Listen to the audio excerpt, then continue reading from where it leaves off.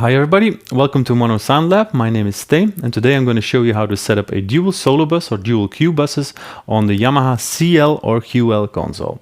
Now, what do I mean by dual Q buses? Nowadays, a lot of bands, some people use wedges, other artists use in-ears, and as a monitor engineer, I want to be flexible and I want to decide whether I want to hear an input or an output on my Q wedge or on my Q in-ear. That is possible on the Yamaha, and today I'll show you how.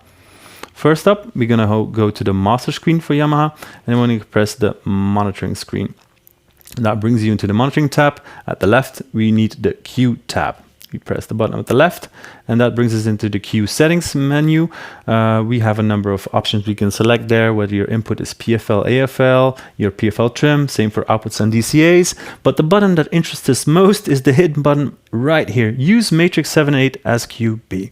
Now, if we press it, we go into dual Q mode. It'll give us a warning as well. What does dual Q mode mean? Exactly what we want. We will use a second Q bus on the Yamaha, and that will use matrix 7 and 8 as second Q bus, QB. So we're going to use QB as our in-ear monitoring Q bus. Now, the level, output, patch, and metering of QB will be as per matrix 7 and 8. Another interesting feature that we need to know of, and that's right in the bottom, sends to matrix 7 and 8 from channels and mixes will remain active as normal. Now, how can you use that? Well, whenever we have talkbacks or from stage or talkbacks from the house, we can feed them directly into matrix 7 and 8. Remember, our QB, our in-ear Q bus, and that way we can hear the talkback from the house, really important, a talkback from stage straight into our in-ear monitor Q. So now we go ahead and press OK. And that will activate the dual Q mode. So top will be QA, bottom will be QB. We go to the section on the left here, and there we have a Q operation mode. We're going to select the channel Q operation mode. Remote Q operation mode will be something different. That's the one where we use monitors from the house and iPad. So we're not going to get into that. We're going to use channel Q operation mode. Press Q settings, and in this menu you can select whether an input would be when you press Q of an input, you can select whether it's going to be listened to QA or QB. Same for outputs or DCAs. At the top we can select QA all or QB all. We're going to start with the input section. Now, in the inputs, I prepared a little session. Channel 31 and channel 32, those are my two channels I prepared. Channel 31 is a click. I do not want to hear a click in a wedge, so I select QB, which is my in-ear monitor Q, and I deselect the QA, which is my wedge Q. The vocal, I want to hear in both because I want to be flexible, the input.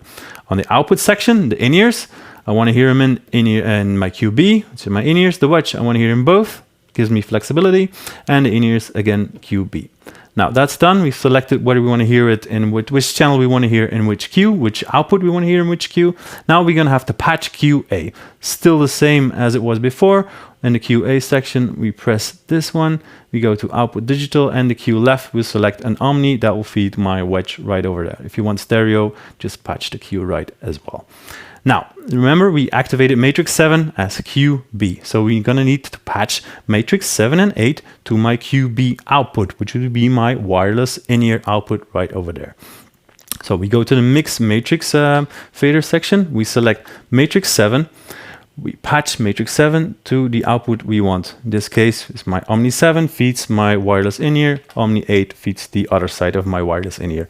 Now, as you can see, this is a stereo feed. The QB is my stereo in-ear feed. So what you need to do is we go to the setup mode, and default, the bus setup for matrices is mono, 2x mono, but we kind of want it to be a stereo in-ear feed. So we're gonna select stereo. That way, to start off, the faders are linked, and that gives us level control over my QB function.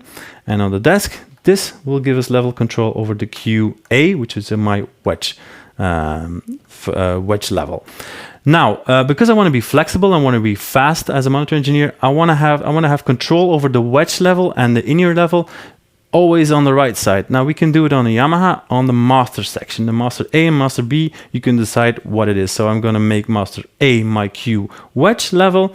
Master B, I'm going to make it my matrix 7 and 8. So my QB level. Another convenient tip, just label matrix 7 and 8 as QB. That way you don't get confused, or label them as Q in-ear monitor.